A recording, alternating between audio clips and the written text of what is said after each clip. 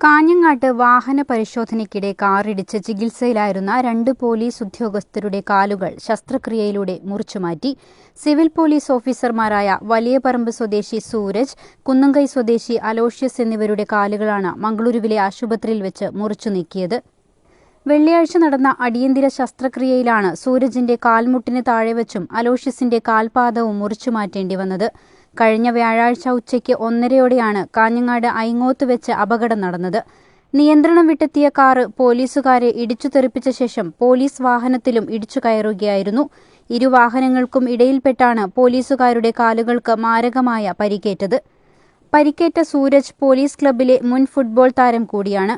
ജില്ലയിലെ മുതിർന്ന പോലീസ് ഉദ്യോഗസ്ഥർ ആശുപത്രിയിലെത്തി സ്ഥിതിഗതികൾ വിലയിരുത്തിയിട്ടുണ്ട്.